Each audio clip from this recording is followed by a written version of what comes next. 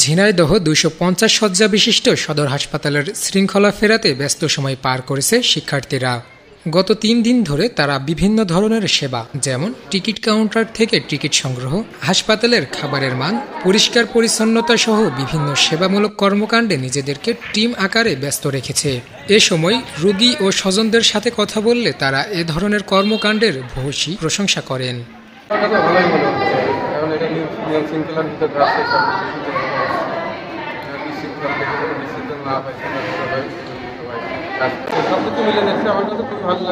হাসপাতাল একটি সেবামূলক প্রতিষ্ঠান হওয়ার পরও ডাক্তারের কাছ থেকে রোগীরা কাঙ্ক্ষিত সেবা পায় না বলে দীর্ঘদিন ধরে অভিযোগ করে আসছে।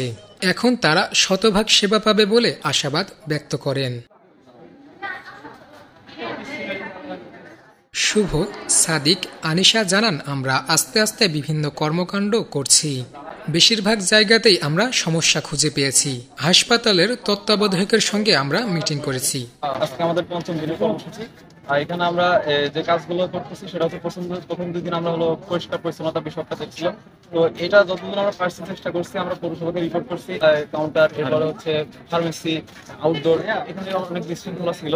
তো এখানে বর্তমানে আমরা কিছু টিম মেম্বার সিলেক্ট করে আমরা টিম ভাগ করে দিচ্ছি সদরের বিভিন্ন জায়গাতে। এরা আমাদের টিম কাজ করতেছে এবং এখানে যদি কোনো সমস্যা হয় সেক্ষেত্রে এখানে যারা কর্মকর্তা আছে তাদের সাথে আমরা কাজ করছি।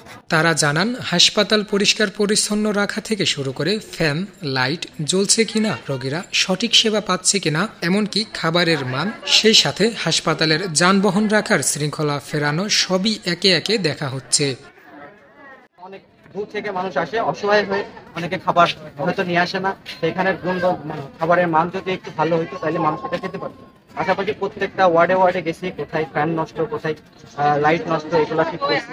তোমার ওয়াশরুমের প্রবলেম ছিল, রোগীরা কমপ্লেন ছিল, ওগুলো ঠিক করাইছি এখানে পরিচ্ছন্নতা দিয়ে। পাশাপাশি আমাদের রেস্টুরেন্ট দিয়ে প্রত্যেকটা ড্রেন যেগুলো আছে এখানে ব্লিচিং পাউডার দিয়ে ঘুষি। লিফট নষ্ট ছিল, আমাদের সদর হসপিটালের একটা মেইন সমস্যা হলো এখানে লিফট নষ্ট হয় বারবার।